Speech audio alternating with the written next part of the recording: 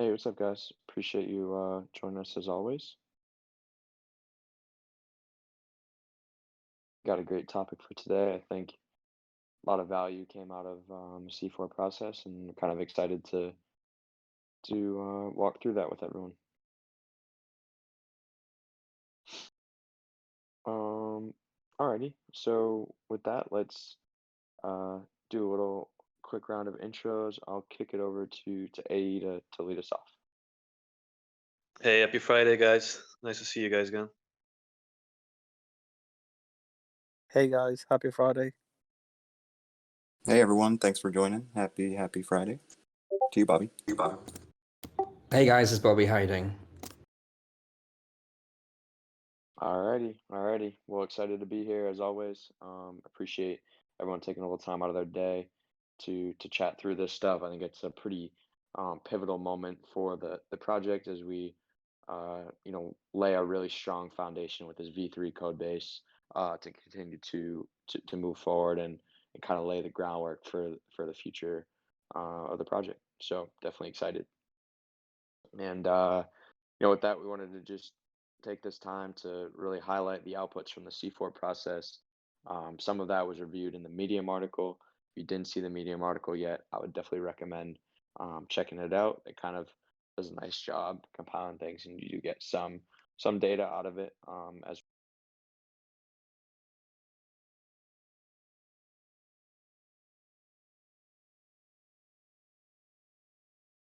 a nice message um, after the exploit. Um, somebody's saying the audio's dropping. Can ever Yeah, Hey, I, you I can was you having that issue too, actually. I was just asking around if it was for Yeah. anyone else as well, and it does seem so. So, is your internet connection fine? It looks like it might have just went out for a second, but am I okay now? Yeah, you just dropped out a few times for like 15, 20 seconds for me. Oh geez, I'm sorry. Sa- We should just start it over. Same for me. Okay. Alrighty. Hopefully we're good from here. Um, Sorry about that. So let me run that back really quick from the top. Apologize Run it there. back turbo. Yeah. So just a quick recap, why yAxis went with C4. Again, the cost flexibility and time flexibility, particularly being on the time flexibility side, was definitely useful. The incentive structure in paying for findings as opposed to audits where they're not required to find anything was definitely attractive and making sure that we actually got outputs from the process and got a real security review. And then the broader exposure to a group of smart contract security experts was also beneficial as opposed to just 1 to 2 audit personnel working for an audit firm because that broader exposure, everybody brings their own unique set of perspectives and insights and issues that they're familiar with from their experience and their past, that all help inform the process and make for a much more robust process. Um, so basically, just want to go through some initial takeaways that we had from the process. So first off, there's a lot of findings, and that's why security reviews from that, taking into account a wide variety of perspectives are super important. That's why yAxis really invested in getting an actual security review to make sure that it's you know, we're doing everything that we possibly can to be a robust, secure product, and putting users obviously always first, as opposed to kind of rushing or trying to get things out for speed or doing things haphazardly, etc. One thing I like to remind people, I thought was a great anecdote from the Thorchain hacker. So Thorchain had some exploit issues earlier this year. Um, the Thorchain hacker said it pretty bluntly: disable until audits are complete. Audits are not a nice to have. Do not rush code that controls 9 figures. And that, I think it's rather blunt, but it reminds you that if you don't really take the right steps and have good process, then things could go south, and that's why I think we're all really happy that yAxis took the time to invest in the correct process, the correct security reviews, and a robust process with C4, and really getting a lot out of it. And we'll go into that a little deeper in a bit. Also wanted to raise, Timmy Toes made some comments on the V3 audit and launch strategy forum discussion about guarded launches, and basically saying like security is important and the reputation of the project is important regardless of whether the launch is guarded or not. So wanted to still do due diligence before that, and I think that that's a very valuable point, and something that we feel that has been fulfilled with the C4 process. And I think also just the most important takeaway is that it seemed like everyone was really bought into C4 and the approach beforehand, and pretty much universally, I think the value they provided exceeded everyone's expectations. It was an amazingly thorough security review, which was higher quality than what we received, in prior audits. And not only were issues identified, and this was highlighted in the Medium article, but there was also a proof of concept for an attack and how it would be um, called out, and recommended mitigation steps as well. So those recommended mitigation steps will help save time, implement effective fixes that actually address the issue, and then they also reduce the back and forth and additional reduced review needs, so help us get to market quicker. And then in addition, there's so many non-bug user experience improvements. So things like gas optimizations, and also just making the code base more compact, robust overall, which just help make a better product. So all of those improvements as well, while they're not severe or in any sense, but they're just improvements, still help add value. And I think from there, Bobby, did you want to provide any more kind of comments at a high level? And from there, I'll take it into the overview of some of the types of issues. Yeah, I'll comment on some of the types of the issues. Yeah, it's just like Holtzman has been saying, it's been a really positive experience for us, a lot more than we thought. We had some kind of hesitation about it, whether it would, whether we'd get some value, but yeah, we definitely have. So it's been a really good thing. So we've been working through the comments, kind of all the issues as they've been coming in, and we just got our heads down, getting through them all, and trying to handle them all. So yeah, it's been a really positive thing for us, and hopefully will lead to a stronger project. Yeah, good stuff. Appreciate that context, and just wanted to take a little time to dive into what were the major types of things found, so people have a little insight into that. And obviously, there will be a full report available. It's just not at this time yet. It's just not ready yet.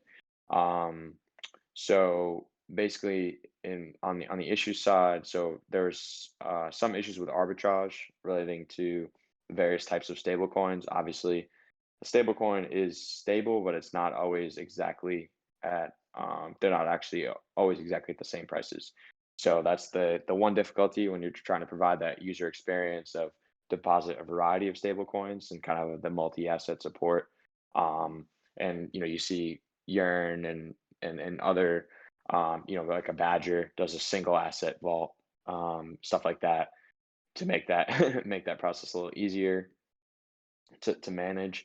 Obviously, trying to provide the user experience of multiple stablecoin deposits does introduce some arbitrage opportunities, and so most of the fixes and issues found, not most, but a lot of them were related to that. And so we'll, the yAxis team will work to put together some resolutions around doing a better job of accommodating the price of the given stable at the time the vault accepts. Um, I sorry, basically, accommodating the price of the given stable that the vault accepts. So, DAI, USDC, USDT, etc. Basically, doing a better job of accommodating the price at the given time to ensure that users can arb, and just being, really flexible flexible about that and considering the price at that moment to limit arbitrage opportunities. So that's something that's a big resolution coming out of the process. Another category would be slippage and front running and sandwiching. So those types of kind of MEV related things. So when you're talking about harvests and then swapping in and out of like 3CRV for the base strategy, and then probably also the moving to like a boosted convex 3CRV strategy. So swapping in and out there and running harvests, concerns over slippage and front running and sandwiching. So, mitigating some of that with value return parameters. So minimum value return. And then also, there's also suggestion in some of the C4 review to try to work with a partner for like MEV protection services, something like that, which is, maybe not super near term, but at least something to be considered.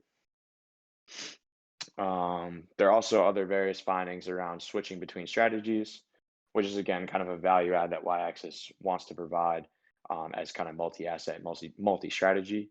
And we can talk a little bit. There's a question about security later on that will touch on why I guess multi-strategy is useful, but it does add complexity. So appreciate the findings there that will help with that.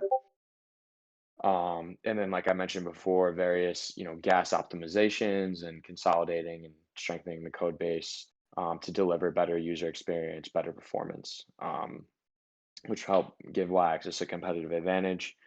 And also, it's basically just part of the ethos of the project in providing a good user experience. And then also a lot of the issues were redundancies. So, arbitrage, there was a ton of people that is like, it was a redundant thing. So there might be a big number in terms of issues, but a lot of them are redundant. And then there's some others that are intentional or incorrect issues as well. Like there's one that was identified as high risk, saying that the harvest could be called by anyone. The harvest is basically when the strategy is harvested, the governance token is compounded back into the strategy. The governance token farmed. So if the strategy is being farmed, it's accumulating base yield and governance token. So you want to compound that gov token back into the strategy. So that's when that's basically the harvest process. And so there was concern that the harvest could be called by anyone, which could create like a front running opportunity. But that's not true. It's only by 2 whitelisted addresses. So that's like an example of a high risk finding that was incorrect. And then also there's some issues that are intentional ways of operation, such as like there's accommodations in there for an insurance event, and that was referred to as dead code, for example, in one of the issues found. And it's like it's only because the insurance isn't built out yet. It's not dead. It's just sort of pre its time, and just accommodating that though in the base in the code base. So yeah, I mean there are a couple things, and like I said, might have added to the number count that make it look a little bigger than what it really was, but there also there's a ton of things in there that are really going to add value. So super useful, and I think far exceeded everyone's expectations. So with that, want to kind of shift gears a little bit into what the pathway forward looks like in implementing these resolutions. So again, would point you to the Medium article that went out yesterday as a useful jumping off point and sort of a TLDR, and just wanting to think about how we move forward from this point. So looking like the guarded launch will likely just start with stables, and obviously looking to consider how we navigate the arbitrage issues and mitigate those. Maybe it's a one stable vault at the start as the fixes are being implemented. If we choose to, if we want to get the product out right away, etc. There's a lot of things that'll have to be worked on over the weekend on resolving the issues and kind of coming up with a better timeline, next week after continue to work through the weekend to accommodate the findings. Um, but overall, again, just there's more there than I think anyone expected, and that's just a good thing. And as a result, it's going to take a little more time to go through than I think we'd really anticipated. But many projects out there, they just want the audit stamp, the audit certificate, and they just want it to put on the website and gain user trust in that sense. yAxis wanted the actual security review, and that's what we got.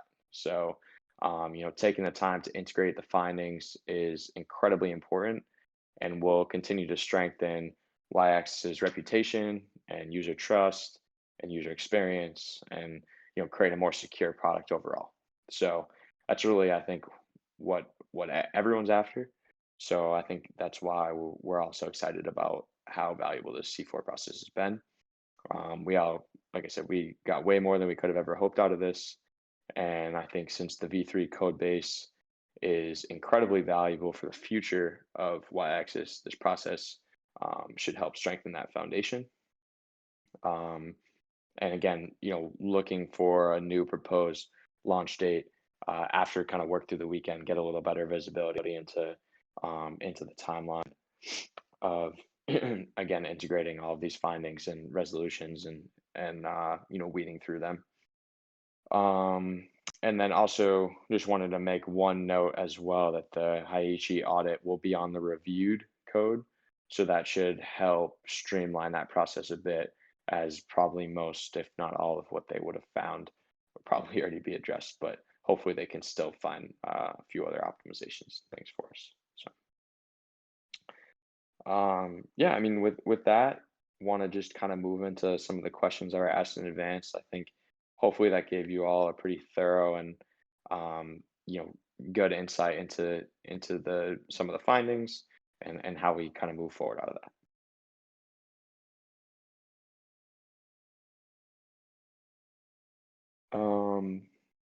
So Big Poppy asked a few questions. Do you have a general summary status of how it's going? I think most of that was probably addressed above. Also asking about critical or high vulnerabilities that require patching before go live. I'd say things related to definitely related to arbitrage would be the biggest, most key component to be addressed before going live. Big Poppy also asked, once we complete this and complete any other audits, is there an ongoing maintenance, like monthly scans, something like that? So we do have the optionality to do follow-ups with C4, but obviously that does come with a cost. So probably wouldn't look to that first, but I would like to remind you that we do have the Haiichi audit coming up as another layer of diligence. And like I said, that will be done on the reviewed code. So that will be kind of another layer in checking all of the fixes and resolutions for the C4 findings. And then even further, we also do have the ImmuneFi, Bug Bounty, and War Room as two ongoing security measures. So those are more of like kind of ongoing, constant measures that serve, I think it's like an ongoing maintenance type thing that you're hinting at there.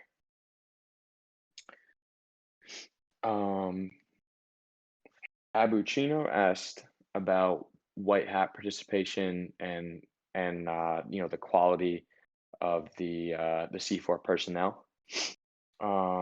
Is there a minimum sort of degree to deem an audit robust? So I think on that side, I reached out to the C4 team to try to get you a little more concrete answers on that. But at a high level, Ellie did mention last week kind of a security boot camp that their senior security researchers run as a training to help people get involved and help people get off the ground. It is a rather decentralized process, however, and in that the goal there is to have as many people look at the code as possible, rather than like a walled garden, 1 to 2 people from an audit firm. So obviously you're going to have people with varying skill levels, but judging by the quality of the work, the wide range of optimizations and improvements that they found, both for yAxis and others before us, that there are obviously some very quality people, conducting these reviews. And I think it was over a dozen participants as well. I know that was one of the things that you wanted to check as well from a robustness standpoint. And yes, another group for a metric itself as an audit process, for example, like exploits post audit, bug misses, caught and follow up audits, etc. And again, working with the C4 team to give you a little follow on answer for more detail. That being said, this is a more thorough review than yAxis received from previous audits, like formal audits from an audit firm in a traditional manner. And in vetting whether or not to go with C4, we had communicated with another project that had done an audit with a reputable auditing firm before their C4 process. And the C4 process still uncovered interesting issues even after the traditional audit. So again, being even more thorough and robust in that sense. And also just like to remember as well that these issues are judged and yAxis as the sponsor is involved with providing feedback on the findings, kind of as an extra layer of quality control in that sense, in determining if something actually really is an issue. Harada asked, on track for September 19th guarded launch. So kind of as mentioned in the Medium article, working through the weekend, and we'll have some updated visibility into the timing after that. Again, more findings than were anticipated, but obviously that's just adding value to the project. So happy to have that. The TISC asked, good question here. Was the entire pot divvied up among the participants of the C4 audit? Was it always going to be completely divided, or was a possibility to have a remainder? So there's no remainder, and it's not quite divvied up yet, as the review process itself kind of just ended. There still needs to be that sort of feedback round, weeding out redundancies, etc., and then the pool will be allocated from there. Oh, and also the TISC, the food question of the week. I almost forgot it. All right, so what is the richest dessert you all enjoy? For me, I'll go with I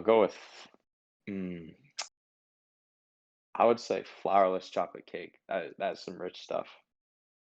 Mister, I know you're the resident food expert. So I don't know about expert, but I've been waiting for this one. It's so gross, really, but delicious at the same time. There's a county fair, the San Mateo County Fair, many years ago, when my waistline could afford to absorb it. There was a deep fried New York cheesecake. That was probably the craziest thing that has given me diabetes, most likely. But yeah, that's the richest for me. Awesome. Anybody else got thoughts? For me, there's a thing here in Brazil, a local sweet that they call a brigadeiro, and it's these little balls of condensed milk, butter, and chocolate. It's basically like chocolate flavored butter, essentially, and it's unbelievably rich, but it's quite nice.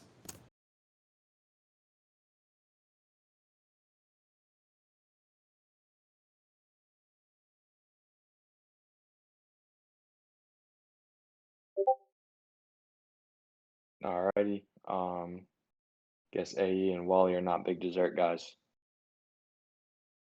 Well, it's Wally here. So just before the call, I had some tiramisu. I'm not sure if that counts, but yeah, that was me. There you go. That's good stuff. My microphone wasn't working with me, but I would also say tiramisu, and creme brulee as well, because that's what I think of when I think rich. I don't really think of deep fried stuff like Mr. Mister. Tiramisu is good stuff for sure. Yeah, we deep fry everything in America here. Alrighty, so gonna move on to Zach's question. Zach said, what if let's say the exploits, like a potential exploit, were coming from the strategy being farmed rather than yAxis itself? Is there anything that can be done? And so the week 10 security discussion will probably help on that. I would probably look to visit that discussion and you heard Weekly X article to maybe provide a little more context on that. And if you find some stuff there that and you have additional questions, feel free to reach out. And I guess just to provide some additional context on the call, that's why multi-strategy is better risk management and a better user experience, because it minimizes the risk of a complete loss of user funds. And also, like it basically just eliminates tail risks to some extent. And then in addition, from there, like on a go forward basis, obviously we have the planned chain link keeper integration, which will automate fund oversight and ensure quicker response times and user fund safety. So if something is being exploited, then the keepers will be able to provide some automated oversight there.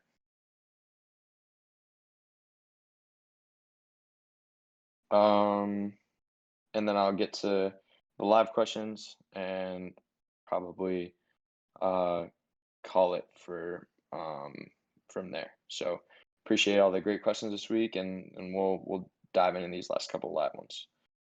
So Timmy Toes asked, what would be the deal with disputing some of the findings? Who decides the disputes? And what happens if the decision is on your side?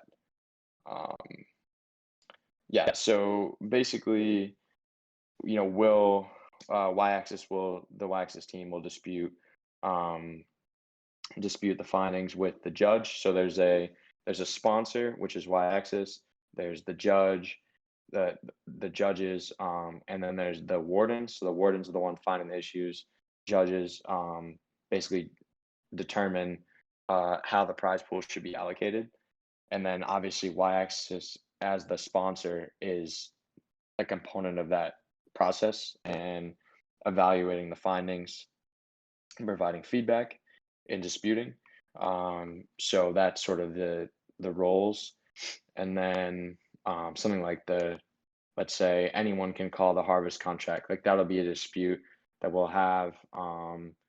Obviously gonna win that, and then like I said before, there won't be a remainder of the prize pool, but it will just go to wardens, like us, that found other issues that were valid.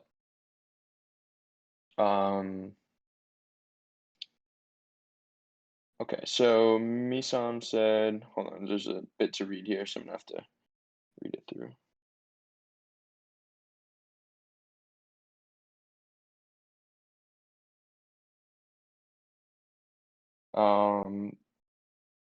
Yeah, it said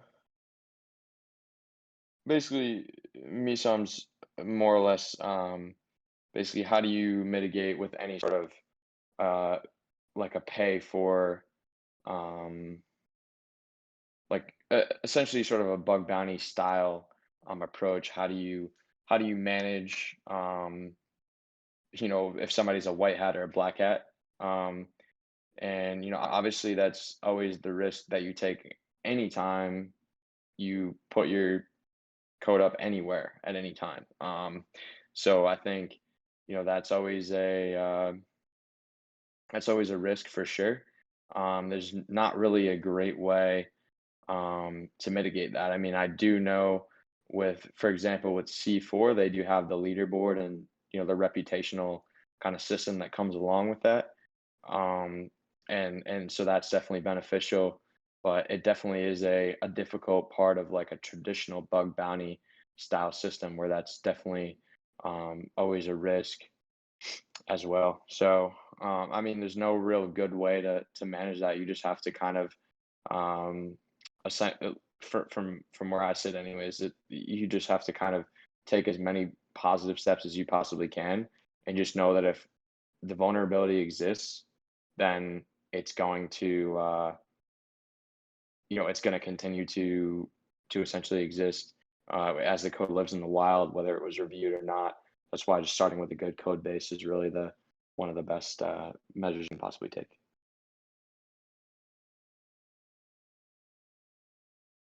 Bobby, you feel I addressed that pretty well, or anything else you want to add?